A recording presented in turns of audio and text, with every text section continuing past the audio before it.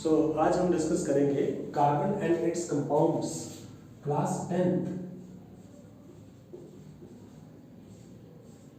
का chapter carbon and its compound.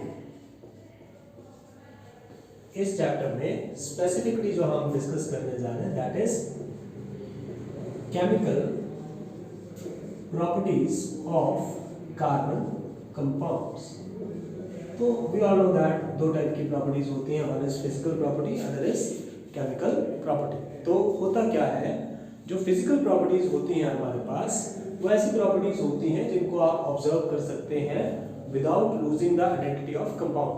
For example melting point, for example boiling point, for example density, for example colour, smell, ठीक है, these all are physical properties. इसके अलावा एक होती है chemical properties. Chemical properties में basically आप उस कंपाउंड या उस सब्सटेंस की केमिकल रिएक्शन करवाते हैं कुछ दूसरे रिएजेंट्स के साथ, और जब आप ऐसा करते हैं तो रिएक्शन के बाद वो सब्सटेंस अपनी आइडेंटिटी लूज कर देता है, इसलिए हम उसको कहते हैं कि ये क्या है, केमिकल प्रॉपर्टी है। क्योंकि during chemical property substance loses it's identity और कंपाउंड लूजेस इट्स आइडेंटिटी। तो कार्बन एंड इट्स कंपाउंड्स में अगर मैं बात करूं तो कार्बन जो है वो डिफरेंट टाइप की केमिकल प्रॉपर्टीज शो करता है, ज्यादा होती हैं। हम 10th क्लास में सिर्फ 3 से 4 स्पेसिफिक केमिकल प्रॉपर्टीज या specific chemical reactions carbon compounds की डिस्कस करते हैं। उसमें फर्स्ट केमिकल प्रॉपर्टी हमारे पास आती है दैट इज कंबशन रिएक्शन। क्योंकि ये नाम से ही क्लियर है, इस रिएक्शन में हम डिस्कस करने वाले हैं कि कार्बन कंपाउंड कंबस्ट करने के बाद, जलने के बाद क्या प्रोड्यूस करते हैं। ओके, तो इसमें सबसे पहली रिएक्शन है कार्बन। अब कार्बन, ये कार्बन कोल की फॉर्म में हो सकता है, कोक की फॉर्म में भी हो सकता है।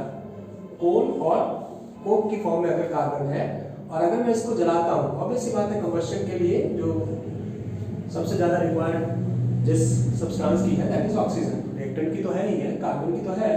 इसके अलावा कंबशन, किसी भी चीज को कंबस्ट करना है अर्थ एटमॉस्फेयर में, तो उसको कंबस्ट करने के लिए हमें क्या चाहिए, ऑक्सीजन चाहिए। तो whenever कार्बन और कोल react with oxygen, it is going to form carbon dioxide and water.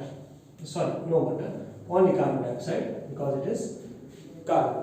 ठीक है, यहाँ पे रिएक्टेंट में सिर्फ कार्बन है। इसके अलावा ये प्रोड्यूस करने वाला है हीट और लाइट एनर्जी, या हीट एंड लाइट एनर्जी कहेंगे, हीट एंड लाइट एनर्जी। ठीक है, दोनों ही चीजें प्रोड्यूस करेगा। तो कोल को जब भी मैं कंबस्ट करता हूं तो मुझे मिलती है हीट एंड लाइट एनर्जी। ठीक है, आप इसकी जगह सिंपली एनर्जी लिखेंगे तब भी ये बिल्कुल ठीक है, absolutely fine is. Next is कि अगर कार्बन का एक ही कंपाउंड तो नहीं होता, कार्बन का दूसरा कंपाउंड मीथेन देख लेते हैं। Now this is methane, natural gas भी इसी को कहा जाता है। फर्स्ट चैप्टर में इस रिएक्शन को पढ़ते हैं हम, बट वहां हम पढ़ते हैं कंबस्शन ऑफ नेचुरल गैस। ठीक है, मीथेन को ही नेचुरल गैस भी कहा जाता है। अब मीथेन की रिएक्शन एक बार फिर से ऑक्सीजन के साथ कंबस्शन, क्या होगा, इस केस में प्रोड्यूस होगा कार्बन डाइऑक्साइड एंड वाटर, और साथ में प्रोड्यूस होगी again heat and light energy. मैं सिंपली एनर्जी लिख रहा हूं। Okay, heat and light energy कह सकते हैं आप। ठीक है, तो मीथेन को कंबस्ट करेंगे, रिएक्शन को बैलेंस कर लें। हाइड्रोजन यहाँ 4 है, यहाँ 2 है, 2 कर देते हैं।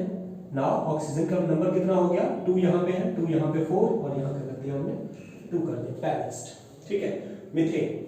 नाउ क्वेश्चन इज, एक और हाइड्रोकार्बन है, इसको हाइड्रोकार्बन कहेंगे बिकॉज हाइड्रोजन एंड कार्बन का कंपाउंड है। एक और हाइड्रोकार्बन है butane, CH3 CH2 CH2 CH3। 4 carbon की चेन है इसलिए ब्यूट कह रहे हैं, कार्बन कार्बन के बीच सिंगल बॉन्ड है इसलिए एन कह रहे हैं। ब्यूटेन कहाँ होती है, एलपीजी गैस के अंदर होती है। ठीक है, अब ब्यूटेन को जब जलाऊंगा तब भी यही चीजें प्रोड्यूस होंगी। कार्बन और हाइड्रोजन के मतलब हाइड्रोकार्बन को जब भी जलाऊंगा यही प्रोड्यूस होगा, carbon dioxide and water and large amount of energy. ठीक है, heat and light energy you can say. Now इसको बैलेंस कर लें। इसको बैलेंस करने के लिए देखिए यहाँ कितने कार्बन है मेरे पास, 4 कार्बन है तो 4 आ गया। हाइड्रोजन कितने हैं, 5 10, तो यहाँ क्या कर देते हैं 10 ले देते हैं। नाउ ऑक्सीजन यहाँ कितने हो गए 8, यहाँ कितने हो गए 10, टोटल हो गए 18, सॉरी ऑक्सीजन नहीं लिखा इसमें है ना, तो प्लस O2। कंबशन के लिए क्या जरूरी है, ऑक्सीजन जरूरी है। क्या बना, कार्बन डाइऑक्साइड एंड वाटर। ठीक है, अब ये हो गया। मुझे ऑक्सीजन कितने चाहिए, 18 चाहिए। वेट अ सेकंड, कुछ मुझे गड़बड़ लग रही है। मिथ इथ प्रॉप म्यूट, ठीक है, ऑक्सीजन ठीक है, 4 कार्बन डाइऑक्साइड बनेंगे, हाँ जी 4 ही बनेंगे। ओके हाँ, यहाँ गलत होगी। वाटर कितने बनेंगे, 5 वाटर मॉलिक्यूल बनेंगे। ठीक है, नाउ ऑक्सीजन कितने हो गए, यहाँ 8 और यहाँ यहाँ ऑक्सीजन कितने हैं 8 और यहाँ कितने हैं 5, 8 + 5 13। तो ऑक्सीजन कितने चाहिए होंगे मुझे 13, बट 13 कैसे लिखूंगा मैं। ओके, अगर मैं इसको ऐसे लिख दूं 13/2, ठीक है, मतलब कितना होगा 7.5 O2 मतलब सॉरी 6.5 O2 का मतलब 13 ऑक्सीजन। तो इस तरह से ये रिएक्शन बैलेंस हो जाएगी। क्यों करवाई, क्योंकि ब्यूटेन गैस जो है वो एलपीजी में मिलती है और उसकी कंबशन रिएक्शन करनी हो, तो ये तरीका है। किसी दूसरी तरह से बैलेंस हो जाएगी ये रिएक्शन। अगर इसी रिएक्शन को मैं इस तरह से बैलेंस करूंगा, यहाँ 2 लिख दूं, यहाँ 13 लिख दूं, यहाँ 8 लिख दूं, यहाँ 10 लिख दूं, तब भी ठीक है। ठीक है, इस तरह से ठीक है, मैं एक मेथड बता रहा हूँ। ठीक है, तो ये एक और मेथड हो गया। ब्यूटेन को हमने क्या कर दिया, कंबस्ट कर दिया। फिर अब आपको कंबस्ट करके दिखाते हैं इथेनॉल।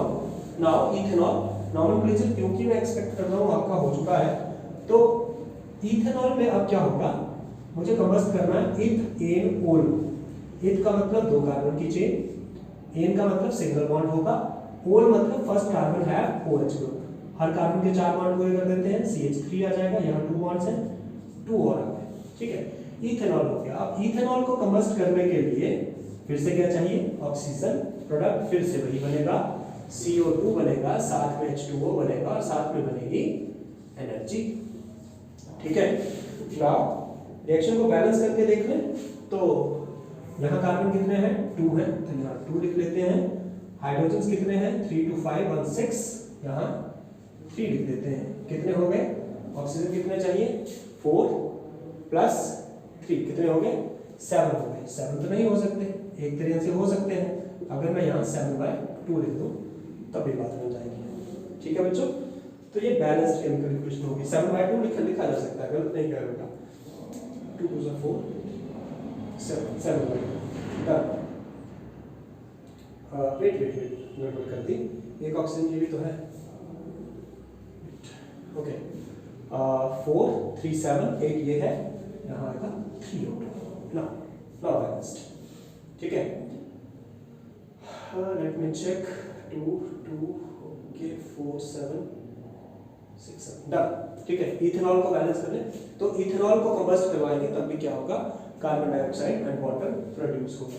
ठीक है, तो और साथ में एनर्जी प्रोड्यूस होगी। तो सिंपल सी बात ये है कि कार्बन के किसी भी कंपाउंड को जला रहा हूँ, किसी भी कंपाउंड को कंबस्ट करूंगा, तो it is going to produce carbon dioxide, water and energy in the form of heat और in the form of light.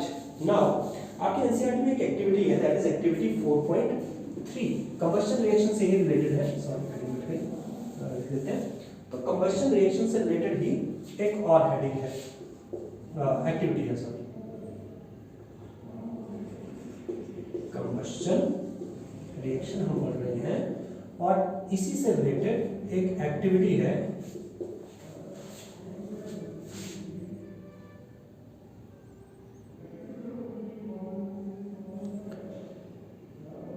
Okay. Combustion reaction से ही रिलेटेड एक एक्टिविटी है, that is activity 4.3।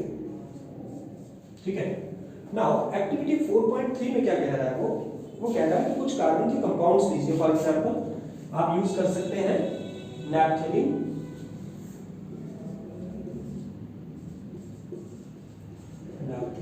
Spelling check कर लीजिएगा, LENE okay LENE। ठीक है, naphthalene use कर सकते हैं, कैम्फर और इसके अलावा अल्कोहल, इथेनॉल अभी हमने बात करी। इन तीनों को जला के देखना है आपको, कंबस्ट करना है इन तीनों को। नैप्थेलीन कहाँ देखिए आपने, नैप्थेलीन बॉल्स हैं, ठीक है, जो हम क्लोथ्स वगैरह में रखते हैं, दैट इज नैप्थेलीन। ठीक है, इसके अलावा कैम्फर जिसे हम कपूर कहते हैं, ठीक है, और अल्कोहल, इन तीनों को जला के देखना है 1 by 1 स्पैचुला के ऊपर लैब के अंदर। टीचर असिस्टेंस रिक्वायर्ड रहेगी इस एक्टिविटी में। वैसे ही आपको रिजल्ट आपके साथ डिस्कस कर लूँगा क्या होगा। तो कहता है observe the nature of flame and note whether smoke is produced और नॉट। ठीक है, अब क्या है, नैफ्थलीन एंड कैम्फर याद रखिएगा, ये होते हैं अनसैचुरेटेड हाइड्रोकार्बन्स। अनसैचुरेटेड हाइड्रोकार्बन्स के एग्जांपल है ये। अनसैचुरेटेड हाइड्रोकार्बन मतलब they contain double or triple bond. However, ethanol, हमने अभी इथेनॉल का स्ट्रक्चर बना के देखा, और इथेनॉल एग्जांपल है किसका, सैचुरेटेड हाइड्रोकार्बन का। हाइड्रोकार्बन तो नहीं कह सकते, सैचुरेटेड कंपाउंड कह सकते हैं। हाइड्रोकार्बन इसलिए इनको कह सकते हैं, इनको नहीं कहना क्योंकि इसमें ऑक्सीजन भी है, तो सैचुरेटेड कंपाउंड है ये। ठीक है, अब एक चीज याद रखिएगा, जब भी हम इनको जलाएंगे, सैचुरेटेड कंपाउंड्स हमेशा जलते हैं क्लीन फ्लेम के साथ, मतलब ब्लू फ्लेम के साथ। लोग ब्लू फ्लेम हमेशा हम कहते हैं क्लीन फ्लेम है। ठीक है, तो सैचुरेटेड कंपाउंड्स हमेशा जलेंगे ब्लू फ्लेम के साथ। हाउएवर अनसैचुरेटेड हाइड्रोकार्बन्स मतलब ये नैफ्थलीन एंड कैम्फर, ये जलेंगे येलो या फिर रेडिश फ्लेम के साथ। येलो और रेडिश फ्लेम के, मतलब ब्लू फ्लेम नहीं होगी और कोई हो सकती है। येलो और रेडिश फ्लेम के साथ ये जलेंगे। ठीक है, और साथ में ये क्या करेंगे, इनकी फ्लेम कैसी होगी, आपकी बुक में मेंशन होगा सूदी फ्लेम होगी। सूदी फ्लेम मतलब अगर जब आप नैफ्थलीन और कैम्फर को जला रहे हैं और ऊपर अगर आप मेटल प्लेट रखेंगे, तो मेटल प्लेट के ऊपर ब्लैक कलर का अनबर्न्ड कार्बन आपको मिल जाएगा डिपॉजिट हुआ। हालांकि इथेनॉल को जब आप जलाएंगे तो ब्लू कलर की फ्लेम मिलेगी, क्लीन फ्लेम मिलेगी आपको। ठीक है, नाउ इसी एक्टिविटी के बेसिस पे समटाइम क्वेश्चन अराइज होता है कि how could you distinguish between saturated compound and unsaturated compound, या saturated hydrocarbon and unsaturated hydrocarbon. ठीक है, तो सैचुरेटेड कंपाउंड्स या सैचुरेटेड हाइड्रोकार्बन्स हमेशा ब्लू फ्लेम के साथ चलते हैं। हमने थोड़ी देर पहले ब्यूटेन की बात करी, एलपीजी में होती है, एलपीजी गैस को जलाएं तो किस कलर की फ्लेम आती है, ब्लू कलर की फ्लेम आती है।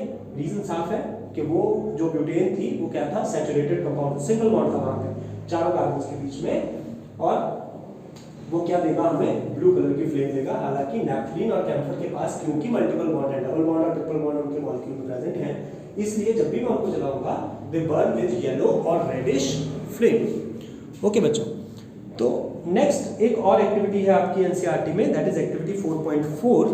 तो 4.4 में हमें कहा जाता है कि आप क्या कीजिए, बंसन बर्नर को ऑन कीजिए। लैब के अंदर आपने बर्नर्स देखे होंगे, ठीक है, नहीं देखे हैं तो मैं थोड़ा सा कोशिश करता हूँ डायग्राम के थ्रू उसको बताने की।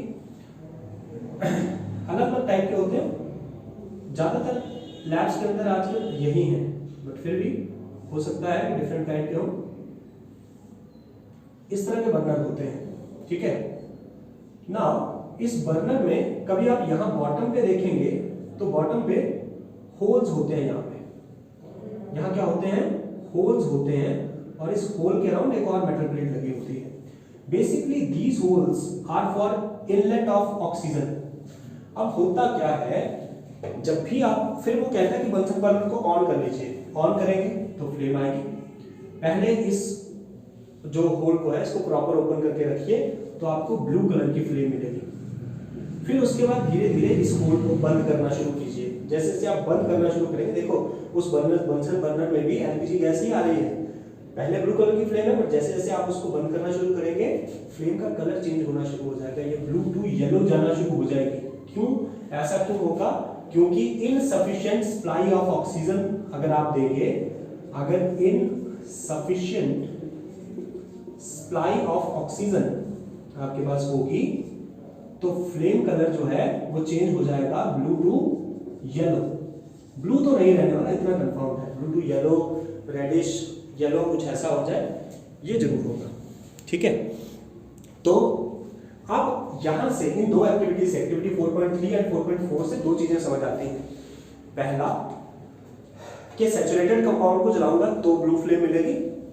इसके अलावा अगर मेरे बर्नर को प्रॉपर ऑक्सीजन की सप्लाई मिल रही है तो वो ब्लू फ्लेम देगा। अदरवाइज ब्यूटेन जैसे सैचुरेटेड हाइड्रोकार्बन जो कि ब्लू फ्लेम देते हैं, उनको भी, उनकी फ्लेम भी कैसी आएगी, येलो आएगी। क्यों?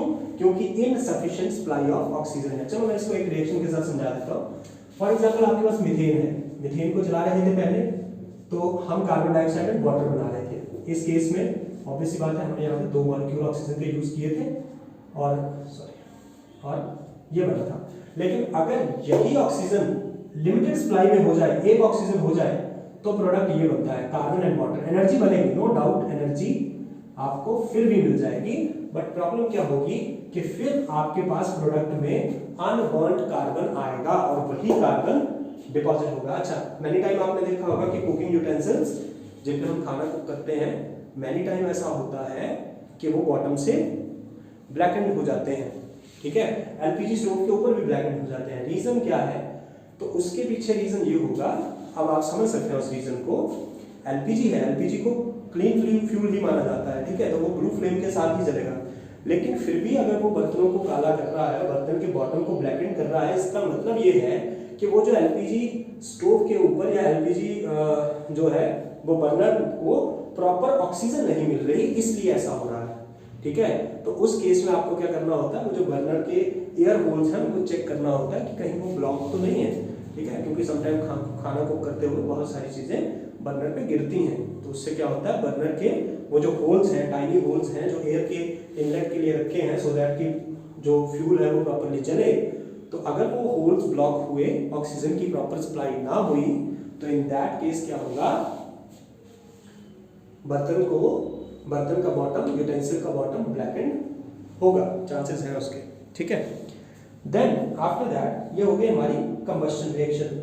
ठीक है, नेक्स्ट आते हैं हम, ओके, इसके अलावा एक और बात सुन लीजिए यहाँ से, कोल एंड पेट्रोलियम की। अगर हम बात करें कोल एंड पेट्रोलियम की, तो कोल एंड पेट्रोलियम में कार्बन के कंपाउंड होने के साथ साथ कुछ कंपाउंड सल्फर एंड नाइट्रोजन के होते हैं, और वही सल्फर या नाइट्रोजन के कंपाउंड, जैसे मान लो ये फ्यूल है, अब पेट्रोलियम है कोई, ठीक है, कोई भी पेट्रोलियम प्रोडक्ट ले लीजिए, पेट्रोल ले लीजिए, डीजल ले लीजिए, चलेगा। ठीक है, अब इसमें क्या होता है कि सिर्फ कार्बन के ही कंपाउंड नहीं है, कार्बन के कंपाउंड्स के अलावा it also contain some compounds of sulphur and nitrogen. और जब आप फ्यूल को कंबस्ट करते हैं, नो डाउट कार्बन डाइऑक्साइड बनेगा, वाटर बनेगा, एनर्जी भी बनेगा, बट उसके साथ साथ ये सल्फर और नाइट्रोजन के कंपाउंड ऑक्सीजन से रिएक्ट करके नाइट्रोजन के ऑक्साइड या फिर सल्फर के ऑक्साइड्स की फॉर्मेशन करेंगे, और यही नाइट्रोजन और सल्फर के ऑक्साइड्स फिर एयर में जाके मिक्स होंगे, फिर बारिश होगी, उस बारिश के पानी के साथ रिएक्ट करके एसिड बनाएंगे और एसिड रेन की फॉर्म में नीचे आएंगे। अगर बारिश नहीं हुई तो हवा में ही रहेंगे और हवा को पोल्यूट करेंगे। ठीक है, तो ये करते हैं फॉसिल फ्यूल्स, इसीलिए हम डिपेंडेंसी कम कर रहे हैं अपनी फॉसिल फ्यूल्स के ऊपर। हम ऐसे व्हीकल्स देख रहे हैं जो फॉसिल फ्यूल्स से ना चले, इलेक्ट्रिकल व्हीकल्स हो या फिर सोलर व्हीकल्स हो। ठीक है, या सनलाइट से चले या फिर इलेक्ट्रिसिटी